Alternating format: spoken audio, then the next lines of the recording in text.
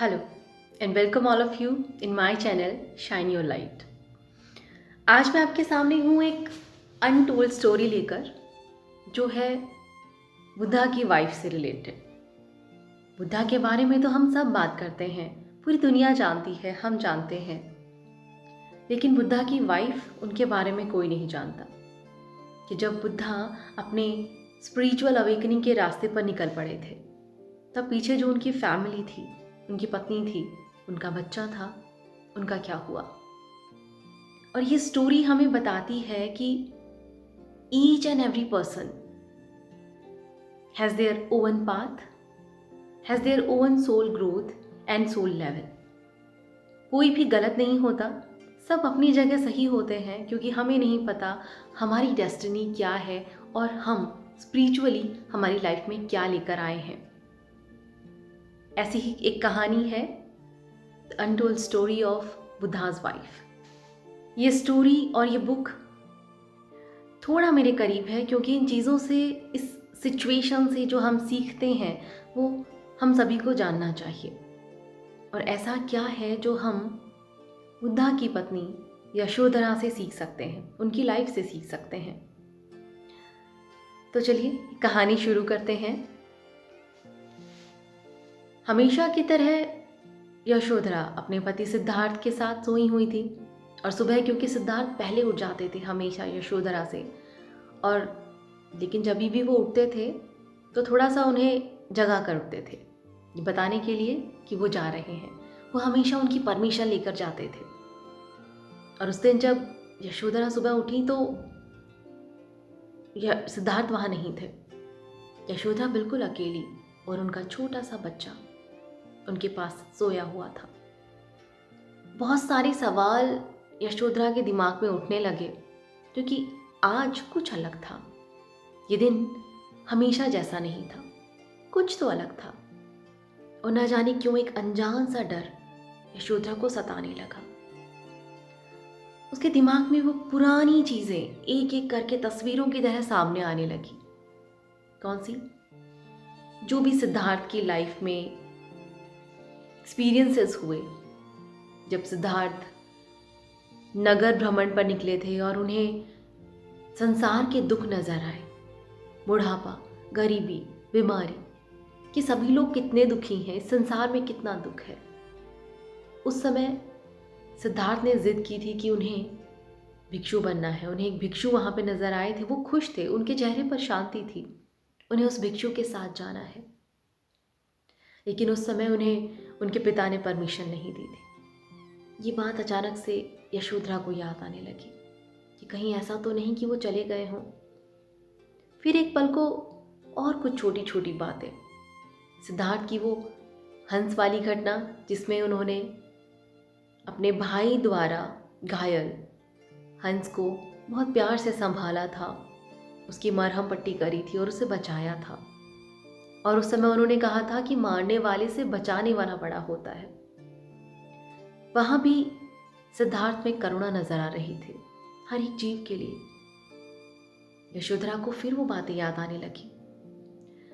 यशोधरा को फिर वो चीजें याद आने लगी कि किस तरह उनकी शादी हुई, स्वयंवर हुआ, और उसके बाद वो एक अच्छे दोस्त की तरह इस लाइफ पर आगे चलने के लिए तैयार थे। एक एक करके बहुत सारी चीज़ें, लेसन सीखते हुए, लाइफ के एक्सपीरियंसेस लेते हुए, एक दूसरे से स्पिरिचुअली कनेक्टेड, एक दूसरे से स्पिरिचुअल लेसन सीखते हुए वो अपनी लाइफ में आगे बढ़ रहे थे।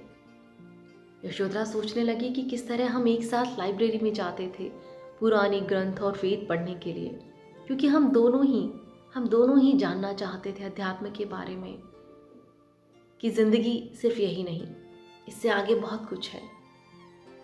और इस तरह सिद्धार्थ और यशोधरा दोनों एक साथ उस रास्ते पर बढ़ रहे थे। एक एक करके ये तस्वीरें यशोधरा के सामने थी, और जैसे ही ये चीज़ें उनके सामने आ रही थी, एक डर भी था कि कहीं वो चले तो नहीं गए। काफ़ी देर हुई और तभी चन्ना कमरे में आई। चन्ना बचपन से सिद्धार्थ के दोस्त थे, वैसे वो एक सेवक थे, लेकिन सिद्धार्थ के दिल के बहुत करीब, एक दोस्त की तरह, एक बेस्ट फ्रेंड की तरह चन्ना कभी भी यशोधरा के रूम में बिना बुलाए नहीं आते थे और आज वो बिना बुलाए वहां पर थे। फिर यशोधरा का दिल ठहर सा गया कि कुछ तो अलग है। क्या हुआ है? चन्ना का चेहरा उतरा हुआ था, बिल्कुल पीला पड़ चुका था। उनके हाथ कांप रहे थे और हाथों में एक तलवार, थोड़े से बाल। उन्होंने यशोधरा की तरफ आगे किए। यशोधरा ने कहा, क्या वो मर गया? क्योंकि वो नहीं समझ पा रही थी कि ये क्या हो रहा है। चन्ना ने कहा, नहीं। और जैसे ही वो तलवार और थोड़े से बाल सिद्धार्थ के उन्होंने यशोधरा को दिए और कहा कि वो चले गए हैं। यशोधरा ने कहा, कहाँ चले गए हैं? क्योंकि उन्हें अपने कानों पर बिल्कुल यकीन नहीं हो रहा था, क्योंकि वो कभी यकीन कर ही नहीं सकती थी कि सिद्धार्थ और मैं एक साथ इस रास्ते पर बढ़ रहे थे, स्पिरिचुअल पाथ पर हम सीख रहे थे, तो वो मुझे अकेला छोड़कर, और सबसे बड़ी बात अपने बच्चे को अकेला छोड़कर कैसे जा सकते हैं। जैसे ही चन्ना ने बताना शुरू किया कि आज सुबह जब हम सैर पर निकले तो वो मुझे अपने साथ घोड़े पर बहुत दूर ले गए, शहर से दूर, और वहाँ पर एक भिक्षु थे। उन भिक्षु ने सिद्धार्थ को उनके राजसी वेशभूषा को निकालने को कहा, तलवार को त्यागने को कहा और उन्हें एक पीला चोगा पहना दिया। सिद्धार्थ उनके साथ चले गए और उन्होंने मुझसे कहा कि मेरे पीछे मत आना, मैं एक लंबी यात्रा पे जा रहा हूँ, दुखों का अंत ढूंढने जा रहा हूँ। और ये सुनकर चन्ना ने कहा कि मैं वापस आ गया, मुझे कोई उम्मीद नजर नहीं आई, इसलिए मैं वापस आ गया। जैसे ही यशोधरा ने ये सुना वो समझ गई कि सिद्धार्थ अब जा चुके हैं, अब हमेशा के लिए जा चुके हैं, वो कभी मेरे पास नहीं आएंगे। वो सीधा बेहोशी की जैसे फर्श पर लेट गई, एकदम शांत, ना चीख निकल रही थी और ना ही आंसू। एक पल के लिए सब जैसे थम गया था। ऐसा झटका, वो अपने आप को अपमानित महसूस कर रही थी, त्यागी हुई महसूस कर रही थी, और उस पेन को शायद उस समय यशोधरा ही समझ सकती थी। अचानक उन चीज़ों को याद कर, उस घटना को याद कर और उन शब्दों को याद कर वो जोर से चीखी, और जैसे ही वो चीखी जमीन पर गिरी हुई महल के सभी लोग, राजा शुद्धोधन, उनकी पत्नी प्रजापति, सभी उन्हें देखने के लिए वहां पर आए और यशोधरा को जैसे तैसे संभाला। और फिर उन्हें पता चला कि सिद्धार्थ ये सब छोड़कर जा चुके हैं, अब सिद्धार्थ यहाँ फिर नहीं आएंगे। इस बात से ना सिर्फ यशोधरा बल्कि राजा शुद्धोधन भी बहुत दुखी थे। बस वो अपना दुख कहीं जाहिर नहीं कर सकते थे। चन्ना भी बहुत अपमानित महसूस कर रहा था कि उसका दोस्त ऐसे कैसे उन्हें छोड़कर जा सकता है। प्रजापति, जिसने हमेशा से सिद्धार्थ को पाला पोसा बड़ा किया अपने बच्चे की तरह, उसकी माँ के जाने के बाद सिद्धार्थ बिना बोले ऐसे कैसे जा सकते हैं। सभी शौक में थे, लेकिन उससे बड़ा उन्हें संभालना था यशोधरा को, और उससे भी ज़्यादा यशोधरा को संभालना था अपने बच्चे को। उस समय यशोधरा की जो स्थिति थी उसे देखकर प्रजापति सहम गई थी। वही थी जिन्होंने उस समय पर यशोधरा को सहारा दिया, एक माँ की तरह अपनी करुणा से उसे समझाया, उसके दुख को दूर करने की कोशिश की। वो हर पल उसे समझाती रहती कि तुम्हें अपने बेटे के लिए सही होना होगा, इस गम को भुलाना होगा, आगे बढ़ना होगा। अभी सिद्धार्थ को याद मत करो, क्योंकि तुम्हारे ऊपर तुम्हारे बच्चे की जिम्मेदारी है। और यशोधरा सोचती कि क्या ये जिम्मेदारी सिर्फ मेरी है, क्या सिद्धार्थ की नहीं थी? और फिर वो उसी दुख में डूब जाती। फिर वही अपमान, फिर वही त्यागा हुआ फील करना, छोड़ा हुआ फील करना, फिर उसी तरह की फीलिंग्स। और इस तरह वो कई महीनों तक, कई सालों तक उसी दुख में डूबी रहीं। प्रजापति ने, राजा शुद्धोधन ने बहुत कोशिश की, क्योंकि वो चाहते थे कि सिद्धार्थ का बच्चा अपनी माँ की देख रेख में बड़ा हो, कम से कम माँ का प्यार उसे मिले। और इसीलिए सब यशोधरा को ठीक करने में लग गए, ताकि उनका मन किसी तरह अच्छा हो और वो इस दुख से बाहर निकल सके। बहुत कोशिश करने के बाद भी जब ये नहीं हुआ, क्योंकि यशोधरा उस समय डिप्रेशन में थी, और अगर हम कहें तो इस सिचुएशन से शायद यशोधरा को डिटैचमेंट का लेसन सीखना था, क्योंकि डिटैचमेंट या कहें तो अटैचमेंट ही होता है जो बहुत सारे नेगेटिव इमोशंस की जड़ है। जैसे अटैचमेंट से ही आती है जेलसी, अटैचमेंट से ही आता है एंगर।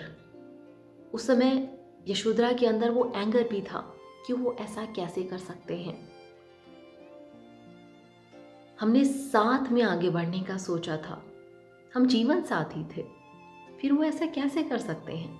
इस तरह की भावनाएं बार बार यशोधरा को परेशान कर रही थी। वो जितना उनसे बाहर निकलने की कोशिश करती, उतना अपमानित महसूस करती, अकेला महसूस करती।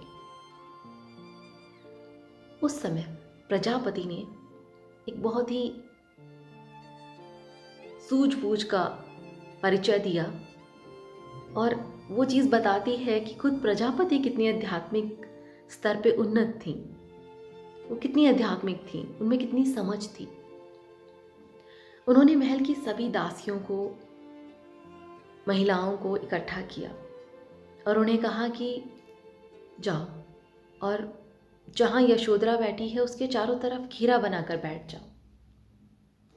ये जिस दिन हुआ उस दिन पूरे दिन सारी दासियां, महिलाएं चारों तरफ यशोधरा के घेरा बनाकर बैठ गई, और यशोधरा बस चुप थी। उनके मुंह से एक शब्द नहीं निकला था तब तक, जब से सिद्धार्थ उन्हें छोड़कर गए थे, क्योंकि वो दुख उनके अंदर भरा हुआ था और उन्हें जरूरत थी हीलिंग की। प्रजापति की इस राय पे जब सभी दासियां, सभी महल की महिलाएं रोज एक घेरा बनाकर यशोधरा के चारों तरफ बैठ जाती, और फिर कभी कभी तो बाहर उस पेड़ के नीचे, जिसके नीचे सिद्धार्थ और यशोधरा बैठा करते थे, बातें किया करते थे, वहीं यशोधरा जाकर बैठ जाती थी, और फिर सभी दासियां फिर से घेरा बनाकर उनके चारों ओर बैठ जाती। ऐसा कई दिन चला। एक दिन हुआ कि यशोधरा जोर जोर से रोने लगी। वो बहुत रोई, बहुत रोई। किसी ने उनसे कुछ नहीं कहा, सब बस सुन रहे थे और उन्हें देख रहे थे। यशोधरा बस रोई जा रही थी और अपना सारा दुख वो अपने रोने से जाहिर कर रही थी। वो दुख जो उनके अंदर कहीं ठहर गया था, उसे निकालना ज़रूरी था। और फिर धीरे धीरे रोज की तरह महल की सभी महिलाएं, महल की सभी दासियां इसी तरह यशोधरा के चारों ओर और खुद प्रजापति भी बैठ जाती थी, और फिर वो यशोधरा की बातें सुनती। यशोधरा तब बोलना शुरू कर चुकी थी, और एक के बाद एक उन्होंने सिद्धार्थ के साथ अपने बीते हुए पलों को बताना शुरू किया, अपनी दुख भरी व्यथा सुनाना शुरू किया, और जो भी उनके अंदर दुख भर चुका था, जो चीज़ें अनकही थी, वो कहने लगी, वो बाहर निकालने लगी, क्योंकि उन्हें सुनने वाले थे, और अब वो उस दुख से धीरे धीरे धीरे धीरे निकलने लगी थी। फिर एक पल आया जब प्रजापति ने यशोधरा से कहा कि अब बस, अब तुम्हें सुनना नहीं है, सुनाना नहीं है, सुनना है। लोग और ये सभी महिलाएं तुम्हारे दुख बहुत सुन चुकी हैं, बहुत बार, रोज रोज, और वो धन्यवाद के काबिल हैं, लेकिन अब तुम्हें तैयार होना है सबके दुख को सुनने के लिए। यशोधरा कहने लगी, सबके दुख? क्या मुझसे ज्यादा दुखी कोई है यहाँ? प्रजापति ने कहा, क्या लगता है तुम्हें? यशोधरा ने कहा, नहीं, मुझसे ज्यादा दुखी कोई हो ही नहीं सकता।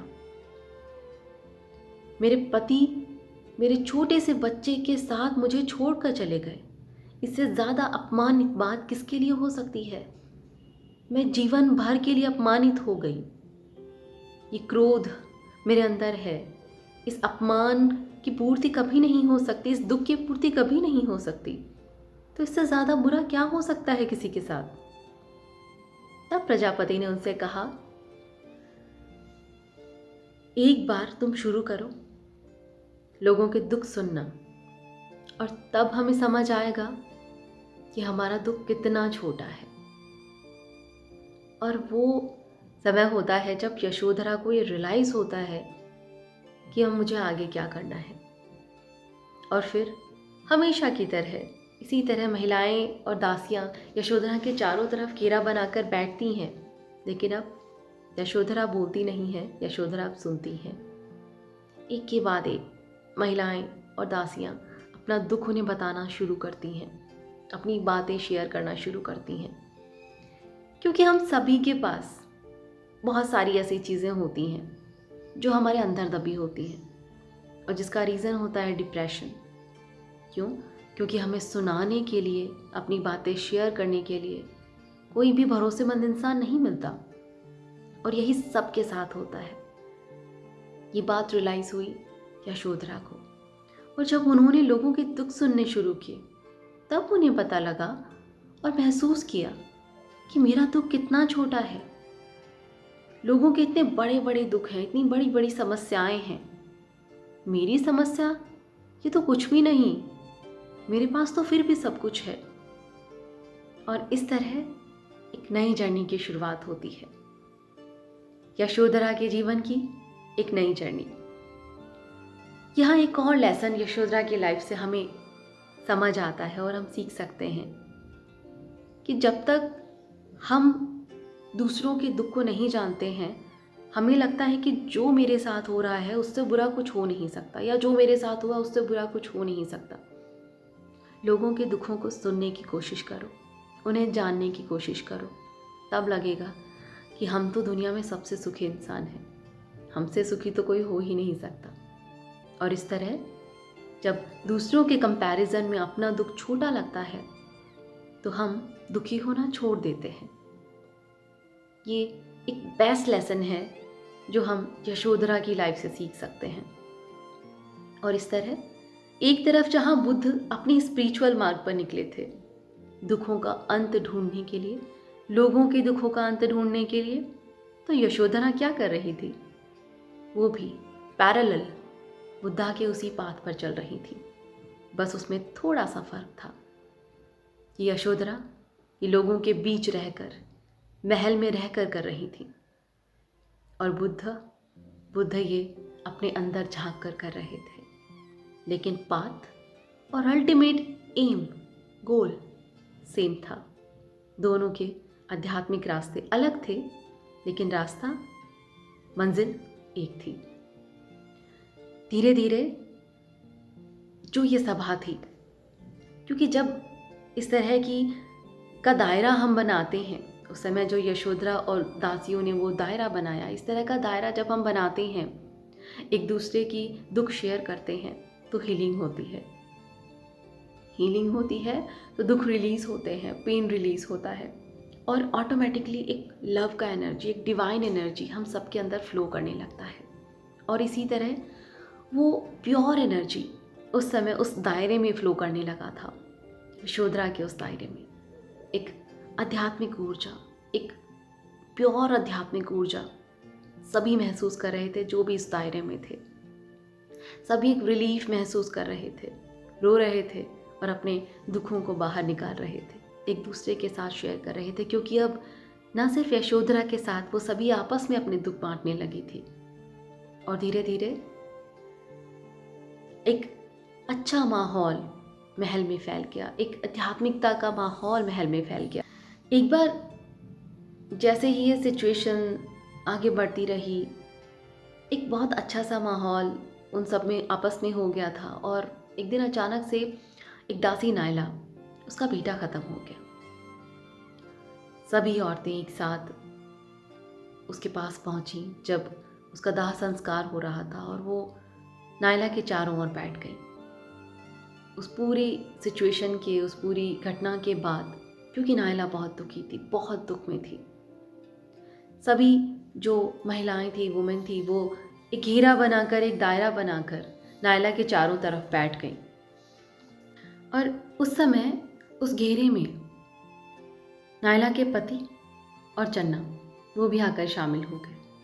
इस तरह धीरे धीरे उस दायरे में पुरुष भी अब शामिल होने लगे थे और एक के बाद एक लोग जुड़ते गए और वो दायरा बड़ा होता चला गया। सभी अपने दुख बांटने लगे, शेयर करने लगे और इस तरह एक आध्यात्मिक ऊर्जा का उस पूरे महल में, उस पूरे एरिया में एक संचार होने लगा। प्यार की भावनाएं फैलने लगी, एक प्योर एनर्जी। लेकिन राजा शुद्धोधन अभी भी उसमें शामिल नहीं थे। उनमें बहुत गुस्सा भरा हुआ था, बहुत अपने बेटे के लिए कि वो बिना कहे किस तरह उन्हें छोड़कर चला गया। वो दुख उनके अंदर था, लेकिन उन्होंने कभी किसी के सामने वो जाहिर नहीं किया और ना ही होने दिया। जब उन्हें दायरे में शामिल होने को कहा गया, उन्होंने साफ मना कर दिया, नहीं। लेकिन प्रजापति और यशोधरा चाहती थी कि वो अपने इस दुख को बाहर निकाले ताकि वो हल्का महसूस कर सकें, उन्नत महसूस कर सकें। और इसीलिए एक दिन यशोधरा उनके कमरे में गई और तब वो कहने लगे, मैं सिद्धार्थ को कभी माफ नहीं करूंगा। और यही कहकर वो जोर जोर से रोने लगे। ये उनके अंदर का दुख था जो इस तरह से बाहर निकला। बाहर से दिखने वाला हर एक सख्त इंसान, कहीं ना कहीं उसके अंदर इतने दुख छुपे होते हैं कि वो उन्हें शेयर नहीं कर पाते और उनके लिए रोना बहुत मुश्किल हो जाता है। हम आज भी देखते हैं, हम जनरल लाइफ में देखते हैं, कहा जाता है कि आदमी रोता नहीं है, तुम लड़के हो, तुम्हें रोना नहीं चाहिए। बस इन्हीं कुछ बिलीफ की वजह से कुछ लोग सख्त होते चले जाते हैं, अंदर से कठोर होते चले जाते हैं और उनकी भावनाएं धीरे धीरे खत्म हो जाती हैं। पुरुष हो या महिला, लड़का हो या लड़की, रोकर अपने पेन को रिलीज करना ये एक अच्छी हैबिट है। इसमें किसी भी तरह की शर्म की जरूरत नहीं।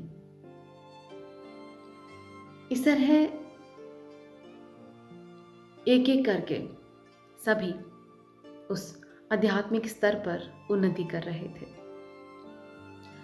फिर एक दिन पता चला कि चन्ना आए और उन्होंने यशोधरा से कहा कि सिद्धार्थ का पता चला है।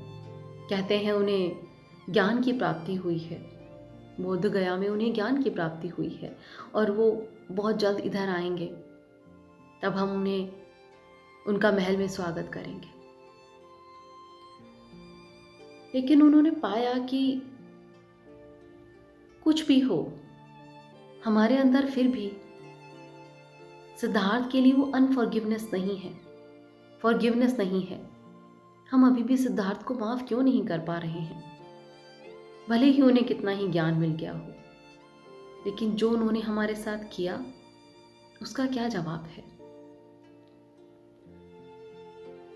यहां हमें फॉरगिवनेस का लेसन देखने को मिलता है कि सिद्धार्थ अपनी तरह से आगे बढ़ चुके थे, उन्हें ज्ञान की प्राप्ति हो चुकी थी। जो उन्होंने किया, जो पीछे रह गए थे, वो दुख उनके अंदर नहीं था, वो उनके अंदर था जो पीछे रह गए थे। तो फॉरगिवनेस की ज़रूरत सिद्धार्थ को नहीं थी, फॉरगिवनेस की ज़रूरत थी जो पीछे रह गए थे। इतना होने के बाद भी अगर हम वो चीज़ें अपने अंदर से रिलीज़ नहीं करते हैं, उन लोगों को हम माफ़ नहीं करते हैं, तो हमारी स्पिरिचुअल प्रोग्रेस एक जगह रुक जाती है, हम आगे नहीं बढ़ पाते हैं। और आगे बढ़ने के लिए लोगों को माफ़ करना ज़रूरी है, अपनी पीस के लिए, अपनी शांति के लिए और अपनी उन्नति के लिए। इसके अलावा दूसरी तरफ यशोधरा का बेटा राहुल था। राहुल बिना पिता के बड़ा हुआ और क्योंकि यशोधरा राहुल को उस तरह से देखने लगी थी कि राहुल का नाम सिद्धार्थ ने रखा था और इसका मतलब होता है बेड़ियाँ। तो क्या वो राहुल को बेड़ियाँ समझते थे अपने लिए? और ये बात भी उनके दिल में बहुत दुख पहुंचा रही थी कि जब सिद्धार्थ शुरू से ही हमारे लिए ऐसा समझ रहे थे तो क्यों ये शुरुआत हुई और इस तरह का अंत क्यों? लेकिन अब यशोधरा के सामने क्या था? राहुल की जिम्मेदारी, अपने परिवार की जिम्मेदारी, जिससे सिद्धार्थ दूर जा चुके थे। अपने बच्चे को एक बार गौर से जब जानना चाहा यशोधरा ने, तो उसने पाया कि अपने पिता के लिए उसके मन में नफरत है, किसी तरह का लगाव नहीं।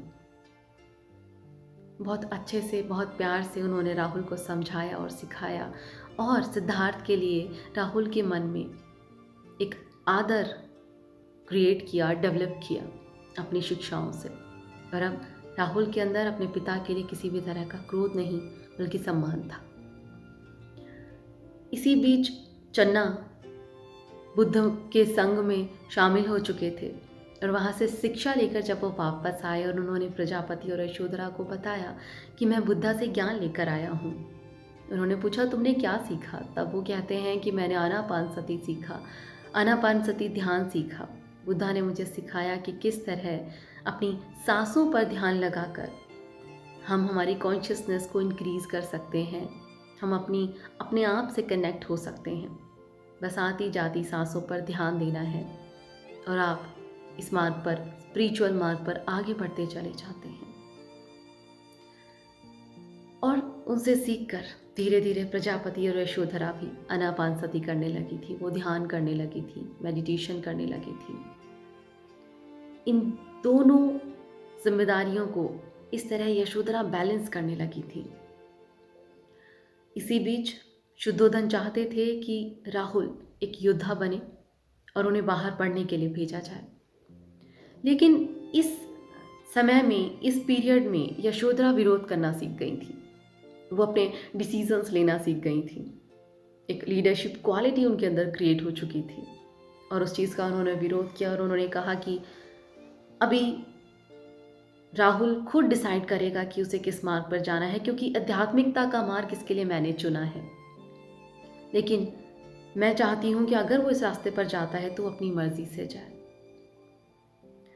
इसी तरह दिन बीतते चले गए और राजा शुद्धोधन को भी मानना पड़ा कि वो राहुल को नहीं भेज रहे हैं, बहुत बहुत प्रयासों के बाद। फिर एक दिन पता चला कि बुद्धा इस नगर से गुजरेंगे और वो महल में हमसे मिलने के लिए आएंगे। और उस वक्त बुद्धा अपने पीले वेशभूषा में एक भिक्षा पात्र के साथ और 4 भिक्षुओं के साथ महल में आए और राजा शुद्धोधन अपनी गद्दी पर बैठे थे और पास में उनकी पत्नी प्रजापति। जब राजा शुद्धोधन बुद्धा की आंखों में देख रहे थे, सिद्धार्थ की आंखों में देख रहे थे, तो वो उसमें अपना बेटा ढूंढ रहे थे। लेकिन उन्हें कहीं अपना बेटा नजर नहीं आ रहा था, ना कहीं सिद्धार्थ नजर आ रहा था। उन्हें बस एक उपस्थिति का एहसास था, एक शांति का एहसास था। किसी तरह का बंधन उन्हें उन आंखों में नजर ही नहीं आया। और जैसे ही सिद्धार्थ ने प्रजापति की आंखों में देखा, वही करुणा, वही माँ का प्यार वो महसूस कर सकते थे। उन्होंने जाकर अपनी माँ के चरणों को छुआ और फिर पिता को प्रणाम किया। अपने सिद्धार्थ में अपने बेटे को वो सब ढूंढ रहे थे, लेकिन अब सिद्धार्थ वो सिद्धार्थ नहीं थे। अब सिद्धार्थ में एक ठहराव था, एक शांति थी, एक उनका ऑरा चमक रहा था और वो चारों तरफ शांति फैला रहा था। और उन्हें देखकर न जाने क्यों राजा शुद्धोधन अपना सारा गम भूल गए, अपने सारे गिले शिकवे भूल गए, सारा गुस्सा उनका निकल गया और वो एक शांति का एहसास करने लगे। उसके बाद जब यशोधरा को उनसे मिलने के लिए कहा गया तो उन्होंने कहा कि मैं नहीं जाऊंगी, उन्हें मुझसे मिलने के लिए मेरे कमरे में आना होगा। और उसी के बाद वो अपने बेटे से मिलेंगे। राहुल को यशोधरा ने चन्ना के साथ दूसरे रूम में भेज दिया और जब सिद्धार्थ खुद चलकर यशोधरा से मिलने के लिए आए। यशोधरा बस उन्हें देखकर ज़मीन पर गिर पड़ी और जोर जोर से रोने लगी। उनका सारा दुख, दर्द, गुस्सा उस समय उन आंसुओं में बह रहा था। लेकिन जब वो सिद्धार्थ को देख रही थी तो उसमें वो सिद्धार्थ उसे नजर नहीं आया जो कभी हुआ करता था। तो ये कौन है? और सिद्धार्थ, वो सिर्फ चुपचाप खड़े थे, एक मुस्कान के साथ, एक ठहराव के साथ, एक शांति के साथ, क्योंकि वो अब इन बंधनों में नहीं थे। वो अब ज्ञान ले चुके थे, समझ चुके थे, अपने आप को समझ चुके थे, और जिस रास्ते पर वो निकले थे दुखों का अंत ढूंढने, उस रास्ते को वो लोगों में बांट रहे थे। उस वक्त यशोधरा उन्हें देखकर कुछ नहीं बोल पाई, कुछ भी नहीं।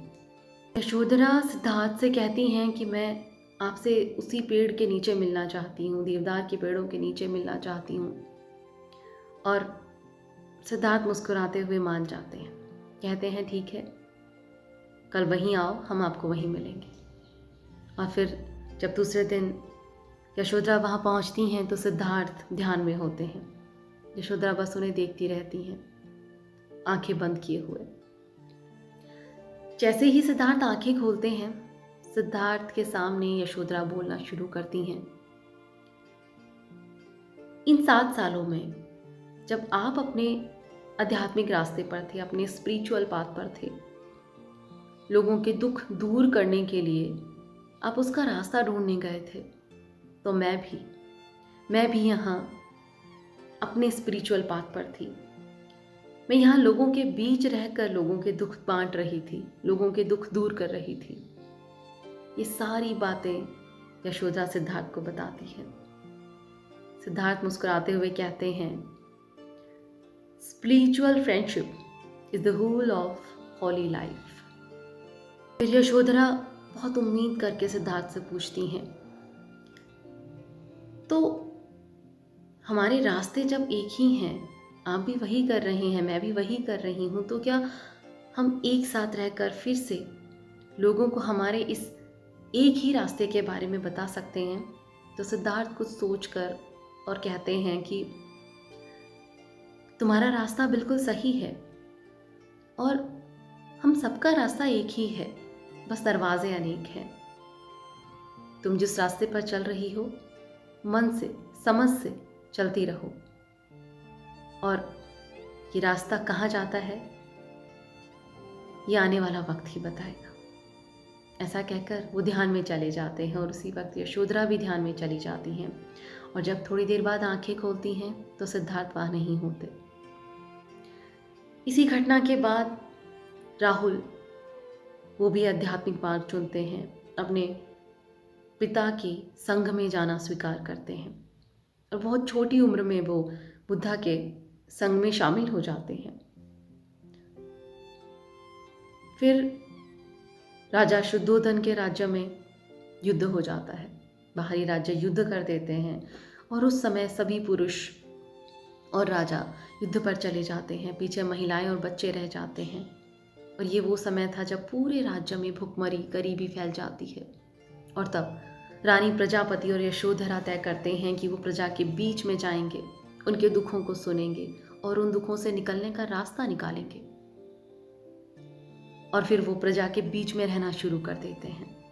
उस टाइम पीरियड में पूरे मन से प्रजापति और यशोधरा हर एक का दुख सुनते हैं, हर एक का दुख दूर करने की कोशिश करते हैं और मिलजुल कर उन समस्याओं से बाहर निकलते हैं और सफल होकर वापस महल लौटते हैं।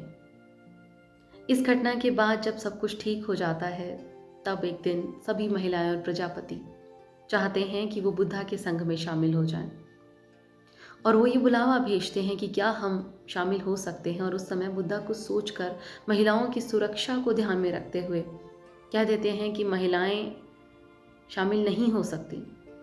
लेकिन अब महिलाओं ने ठान लिया था और प्रजापति जो खुद उनकी माँ थी, वो चाहती थी कि वो बुद्धा के मार्ग पे चलें, ज्ञान की प्राप्ति उन्हें करनी है। सभी पीले वस्त्र धारण कर अपना सर मुंडवा कर बुद्धा के रास्ते पर चल देती हैं।